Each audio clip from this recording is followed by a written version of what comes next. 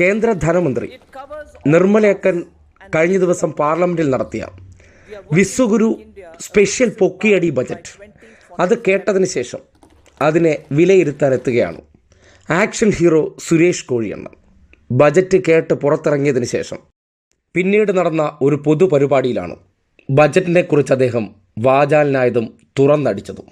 അപ്പോൾ ഷിറ്റണ്ണ, എങ്ങനെയുണ്ട്? നമ്മുടെ നിർമ്മലയൊക്കെ ഒരു ബജറ്റ് അവതരിപ്പിച്ചിട്ടുണ്ട്, കേട്ടപ്പോൾ എന്ത് തോന്നി? ഒരാരോപണവുമില്ല. നമ്മൾ മലയാളത്തിൽ ഒരുപാട് മീമുകൾ വരുമല്ലേ, ഇതൊന്നും കേട്ട പെറ്റ തള്ള സഹിക്കില്ല എന്ന്. ഞാൻ പറയുന്നു, ഇതൊന്നും കേട്ടാൽ പെറ്റ തള്ളയുടെ തള്ള സഹിക്കില്ല. അടയങ്കപ്പ, ഇതാണ് ഷിറ്റണ്ണ. പറയേണ്ടത് ചിലതൊക്കെ വെട്ടിത്തുറന്ന് പറയും. അത് ഏത് നിർമ്മലയായിരുന്നാലും ശരി, ഏത് മോങ്ങിജി ആയിരുന്നാലും ശരി, നമ്മൾ ഉള്ളതുപോലെ പറയും.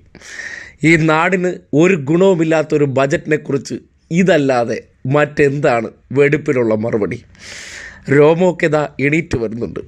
ഷിറ്റണ്ണ, ഒന്നുകൂടി ആ ഡയലോഗ് ഒന്ന് അതേ പഞ്ചിൽ കാച്ചിയെ. നമ്മൾ മലയാളത്തിൽ ഒരുപാട് മീമുകൾ വരുമല്ലേ, ഇതൊന്നും കേട്ട പെറ്റ തള്ള സഹിക്കില്ല എന്ന്. ഞാൻ പറയുന്നു, ഇതൊന്നും കേട്ടാൽ പെറ്റ തള്ളയുടെ തള്ള സഹിക്കില്ല. ഷിറ്റണ്ണ, പെറ്റ തള്ളയും തള്ളേറെ തള്ളയും സഹിക്കാത്ത ആ ബജറ്റ് അവതരിപ്പിച്ചവന്മാരെ കുറിച്ച് രണ്ട് വാക്ക് പറയാൻ പറഞ്ഞ അണ്ണ എന്ത് പറയും? ഒരു അധമ രാഷ്ട്രീയ വിഭാഗം, ഒരു അഴിമതി രാഷ്ട്രീയ ഭരണ വിഭാഗം. ഈ അധമ ഭരണത്തിന് മേൽ ഇടുത്തി വീഴണേ എന്നുള്ള പ്രാർത്ഥനയോടെ എല്ലാവർക്കും എൻ്റെ സ്നേഹം, നന്ദി, നമസ്കാരം. അങ്ങനെ അങ്ങ് നന്ദി പറഞ്ഞ് പോവല്ലേ ഷിറ്റണ്ണ. നിങ്ങൾ ആ ഡയലോഗ് ഒന്നുകൂടി കാച്ചിട്ട് വേണം പോകാൻ. കാര്യം ഈ നാട്ടിലെ ജനങ്ങളെ നിങ്ങൾ പറഞ്ഞാൽ വിശ്വസിക്കുന്ന കുറേ ആൾക്കാരുണ്ട്.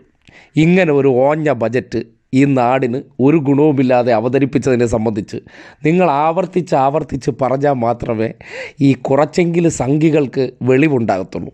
അപ്പോൾ ആ ബജറ്റിനെക്കുറിച്ച് എന്താണ് അഭിപ്രായം?